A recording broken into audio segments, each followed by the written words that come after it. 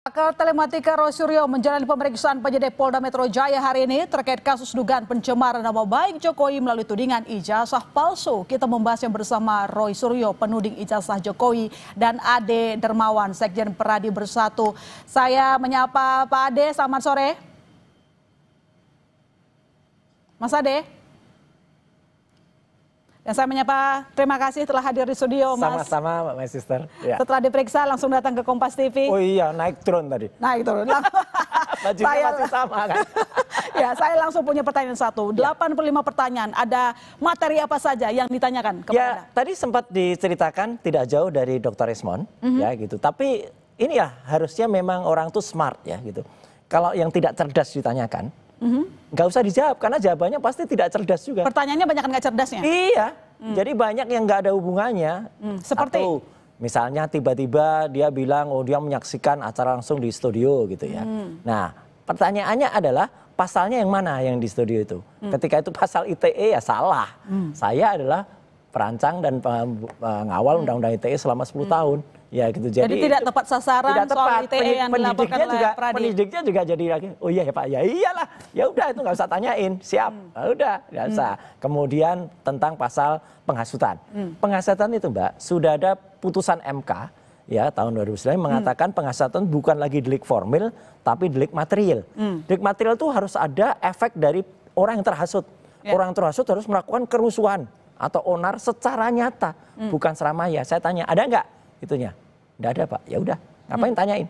Ya udah. Jadi banyak hal yang pertanyaan itu udah patah sendiri ketika ditanyakan. Ya kalau gitu kan ngapain dijawab gitu loh. Jadi clear aja. Jadi dari 85 pertanyaan kan Anda diperiksa sangat singkat ya waktunya karena nggak jawab semua pertanyaan. Jadi 85 pertanyaan berapa yang masuk logika Anda? Yang masuk logika cuma 3. Ah, cuma 3? Iya, apakah Anda sehat? Apakah Anda siap dan apa keterangannya mau ditambahkan? Selain itu nggak ada. Satu legal standingnya dari Peradi bersatu, berdua, bertiga, berempat, berlima ini nggak ada gitu loh. Karena kalau itu adalah orang yang kemudian terkena dampak langsung seperti Pak Joko Widodo, waktu itu kami datang untuk melayani pertanyaan itu, gitu. Karena ini ada efek langsung. Ini orang-orang yang tidak ada kaitannya langsung, kemudian numpang di layani apa ya, di kasus hukumnya Pak Joko Widodo, mereka tidak kena dampak langsung, mereka tidak kena efek dari itu. Kemudian sudah ada jelas mereka itu yang dilakukan adalah soal-soal yang sifatnya general. Padahal ada sifat-sifat yang hukum yang spesialis yang sudah misalnya 310-311 yang itu dilaporkan oleh Joko Widodo. Ada istilah hukum namanya lex speciali derogat lex generali. Kalau sudah yang spesial itu ditanyakan, ya udah derogat generalisnya. Artinya pasal-pasal yang umum bisa dikesampingkan. Polisi tadi juga mengakui. Oke, jawaban Anda kita akan coba tanya ke Mas Ade dari Perade yang telah bergabung bersama kita. Selamat petang Mas Ade. Selamat petang. Oke, Mas Ade tadi sudah mendengarkan pernyataan dari Mas Roy mengatakan tuduhan Anda terkait dengan Undang-Undang ITE melanggar penghasutan itu nggak masuk akal. Mas Anda menuduhkan hal yang salah kepada Mas Roy CS. Gimana tanggapannya? Jadi gini Mbak ya, bahwa kemudian kalau mencari dampak langsungnya ya, saya kasih contoh 2 saja. Yang pertama penggerudukan rumah Bapak Insinyur Joko Widodo di Solo. Itu yang pertama. Penggerudukan itu terjadi, itu fake atau fakta? Itu fakta atau bohong tuh? Terus yang kedua, ya yang kedua adalah peristiwa pembakaran foto Mas Roy di Malang Raya. Itu fakta atau bohong? Rekayasa kalau itu. Rekayasa katanya Mas. Itu dulu, itu fakta atau bohong tuh. Nah, terjadi di mana-mana. Kalau ini tidak dilaporkan, siapa yang bisa menjamin bahwa tidak terjadi susulan-susulan baik dari relawan maupun juga dari masyarakat yang mencintai Jokowi ataupun yang kontra terhadap Bapak Insinyur Joko Widodo atau pendukungnya Pak Roy Suryo CS atau TPUA gitu loh. Sebentar Mas Roy, saya jelaskan dulu bahwa kalau berbicara dampak itu pasti ada dampak. Enggak mungkin kuculuk-kuculuk orang mau melaporkan polisi, apalagi itu adalah relawan Bapak Joko Widodo ya untuk hal ini. Kalau tidak ada dampak, ini ada dampak gitu loh. Jadi legal generalis yang dimaksud dengan Pak Roy itu benar sekali. Tetapi perlu diingat, tidak ada dampak. Ya. Nanti kita lanjutkan Mas Ade dan Mas Roy, kira-kira apa yang disampaikan nanti dijawab. Tetap bersama kami saudara di Kompas Petang. Dimasukkan dampak itu makanya baca undang-undang dan baca putusan MK ya. Jadi yang namanya dampak kalau itu pasal penghasutan adalah pasal yang bukannya delik formil atau harusnya material adalah apa? Ada orang yang terhasut dengan apa yang saya katakan. Kemudian ketika terhasut dia kemudian melakukan penyerangan terhadap Pak Jokowi. Membuat kisruh gitulah. Kisruh. Tapi bukan dibalik. Kalau di Malang kan dibalik. Kelompok-kelompok mereka sendiri yang suruh ribut sendiri. Ya ini pola lama ini, pola-pola yang udah dikenal. Senyum kita gitu. Nah, jadi itu nggak tepat gitu loh. Jadi kebalik, yang di Malang itu kebalik. Maka tadi polisi juga ketawa aja. Ini kebalik Pak yang di sana ada. Lah iya harusnya kebalik. Yang kedua, ketika kemudian di Solo. Pertanyaan saya adalah, Pak ada bukti nggak saya ada di Solo? Nggak ada Pak Roy. Ya udah selesai. Jadi kalau Solo salah ditanyakan ke Mas saya. Ade gimana? Tidak ada yang terhasut kok dengan apa yang dilakukan oleh Mas Roy CS. Mungkin kalau yang lain terserah. Silakan. Jadi memang betul Bang Roy tidak berada di Solo. Iya. Semua meyakini itu Bang Roy. Penghasutan itu Bang Roy, ya menghasut, menyampaikan sesuatu kabar kepada orang lain, baik secara langsung, baik secara tertulis, walaupun melalui media, speak up, itu dampaknya tidak perlu kita ada di situ Pak Roy. Contoh ya, pada saat di pengerudukan rumah di Solo, itu karena apa? Karena adanya ujaran-ujaran atau ungkapan-ungkapan yang disampaikan Mas Roy di beberapa media kan. Dan itu dampaknya. Ini salah lagi. Dan ingat Bang Roy ngomong, sebentar, saya masih ada datanya dan itu kita juga serahkan kepada pihak kepolisian. Bang Roy mengatakan di Kompas ya, ini sekarang TPWO sudah menuju ke rumah Bapak Jokowi Widodo di Solo. Saya sekarang berada di UGM. Kan itu jejak digital loh Mas ya. Ini bukan aku yang ngomong, tapi itu jejak digital yang ada saat kami melihat itu. Bang Roy memastikan bahwa tim TPUA sudah berada di Solo gitu loh.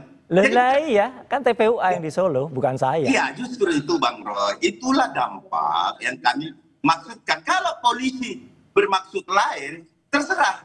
Atau Bang Roy juga bermaksud lain, itu adalah teknis penyidikan. Ini loh. Teknis penyidikan itu Bang Roy. Kalau memang benar, Mas Ade, sekarang gini, supaya orang nggak kusut nggak salah. Kalau memang benar, tadi saya dikejar oleh petugas. Ketika saya katakan saya nggak ada di Solo, ya udah Pak, salah kalau gitu ya. Iya, selesai. Saya jelaskan dulu Bang Roy. Saya jelaskan dulu bahwa itu ada teknik penyidikan. Monggo silakan mau dijawab apa saja. Saya tidak mau merusak juga sistem penyidikan yang ada di Polda Metro. Artinya, apapun itu kalau sudah diungkapkan sama Bang Roy, sudah disampaikan dengan secara menurut Bang Roy benar, ya monggo silakan. Itu kan berproses. Kalau Bang Roy mampu membuktikan bahwa dia tidak melakukan penghasutan, karena saya bukan penyidik, dan itu tahap penyidikan, silahkan.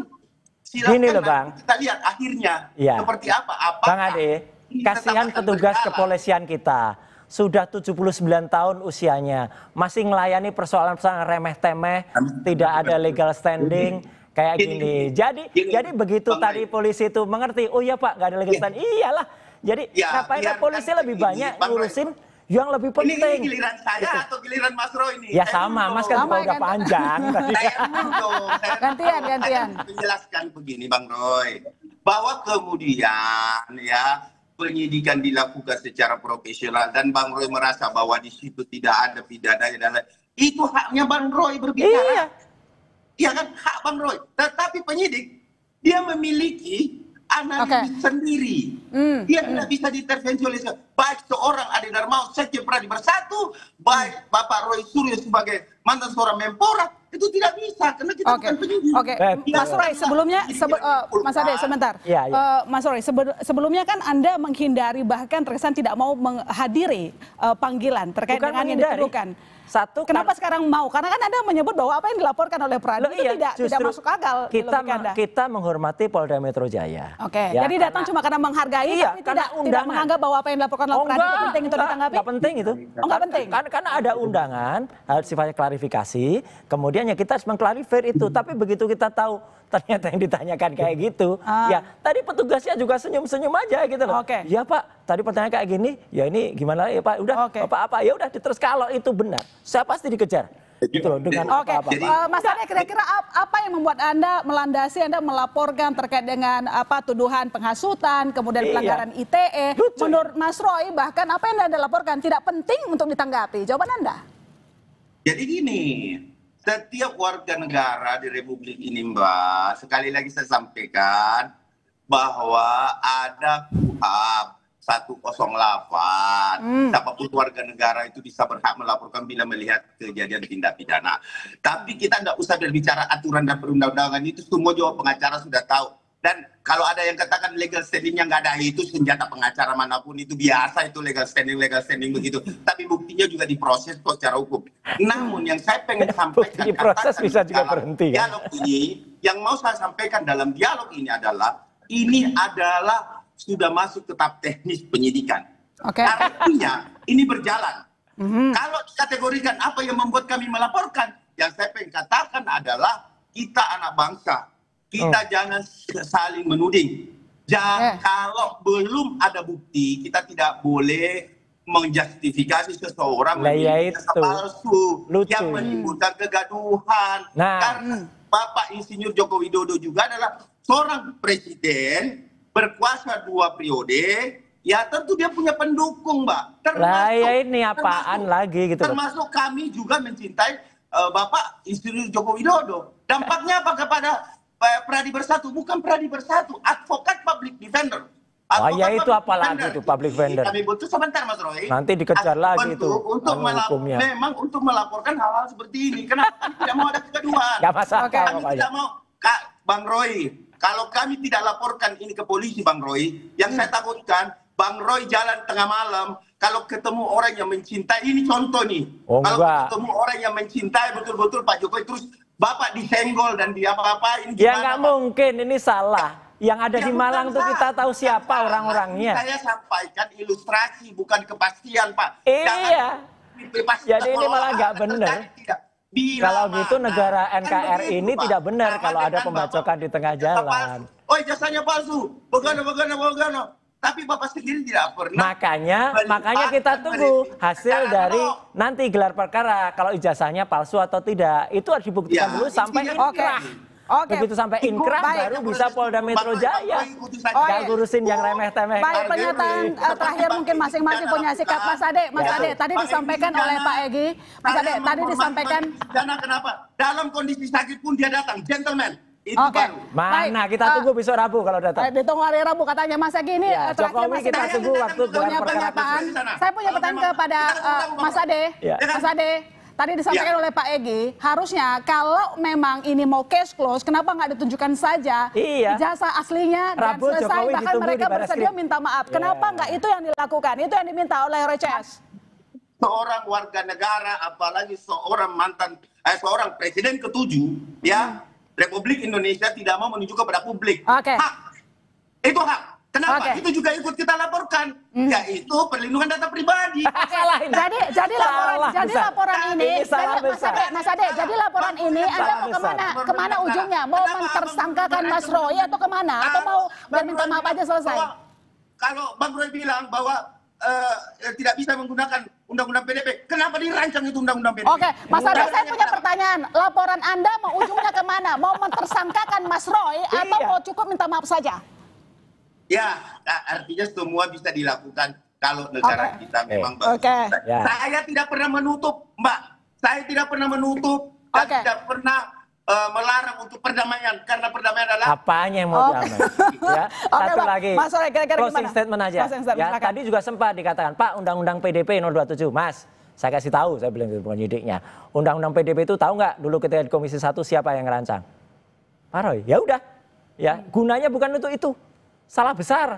Kalau undang-undang perlindungan data pribadi itu untuk Nanti data kita kaji di elektronik. pengadilan. Ntar Mas sudah selesai Kak Anda kasus. Jadi salah besar. Jadi mereka malah oh iya Pak. Iya. Oke, Ini baik. sesat menggunakan undang-undang yang salah. Termasuk harusnya digunakan perlindungan data pribadi itu 27 bukan untuk itu. Oke. Kayak ITE itu Oke. digunakan untuk data elektronik. Jadi kalau saya kembali ke ijazah, UGM sebenarnya kan sudah menyatakan bahwa ijazah itu asli. Buat Anda itu nggak cukup. Tunggu Nggak hasil cukup. pengadilan, Tunggu hasil kita lihat. pengadilan, tunggu Oke. dan kita itu hak masyarakat untuk Baik. meminta melalui Baik. keterbukaan. Baik, kita tunggu babak selanjutnya. Terima kasih Mas Roy, terima kasih Mas Ade. Terima kasih Mas Ade. Kita lanjutkan lagi nanti. Terima kasih, selamat petang. Terima kasih.